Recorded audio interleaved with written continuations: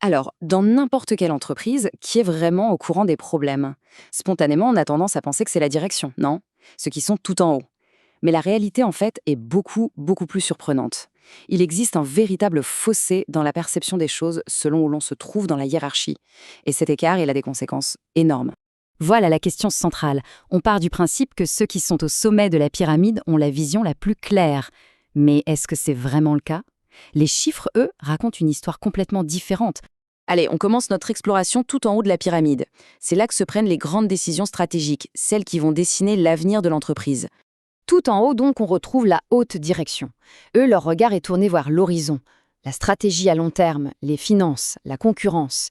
Ils pilotent le navire, si on veut, mais par définition, ils sont loin, très loin, de la salle des machines.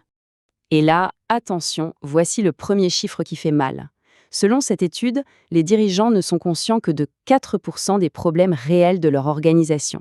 Oui, oui, vous avez bien entendu, 4%. C'est une fraction minuscule, c'est à peine voir la toute petite pointe d'un immense iceberg.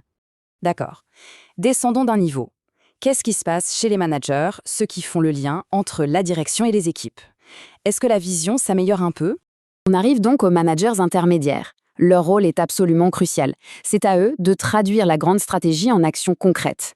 Ils sont le premier lien avec le terrain, mais aussi, on va le voir, le premier filtre.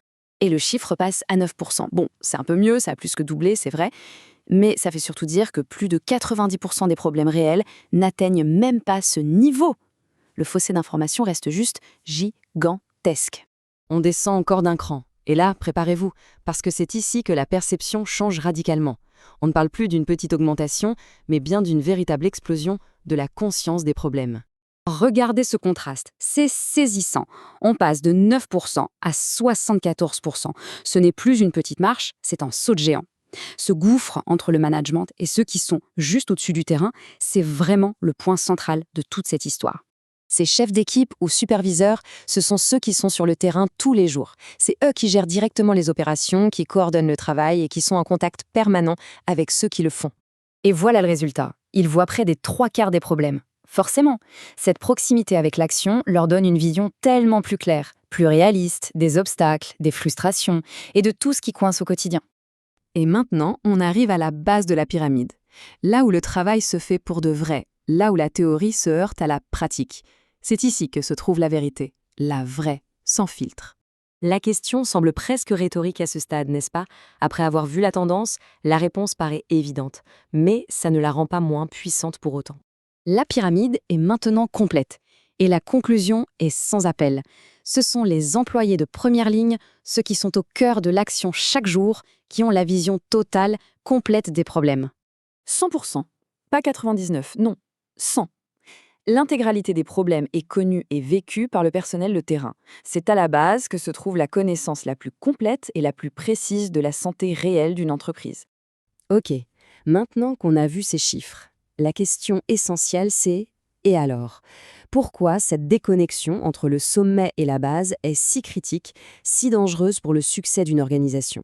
Cette phrase, elle résume tout à la perfection. La proximité, ça ne donne pas juste plus d'informations, ça donne de la lucidité. À l'inverse, plus on s'éloigne, plus on se crée des angles morts. Et les conséquences de cet écart, elles sont bien réelles et elles sont graves. Des décisions sont prises sur la base de seulement 4% des faits.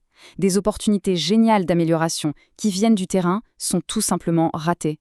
Les équipes se sentent ignorées et donc se désengagent, les problèmes s'accumulent sans être résolus, et à la fin, c'est la confiance même au sein de l'organisation qui s'effrite. On termine avec cette question, pour réfléchir, parce que cette pyramide, ce n'est pas une fatalité, c'est un diagnostic, et elle nous invite à nous demander comment est-ce qu'on fait pour réparer les canaux de communication pour que l'information, la vraie, celle qui est si riche en bas, puisse enfin remonter tout en haut, là où on en a désespérément besoin.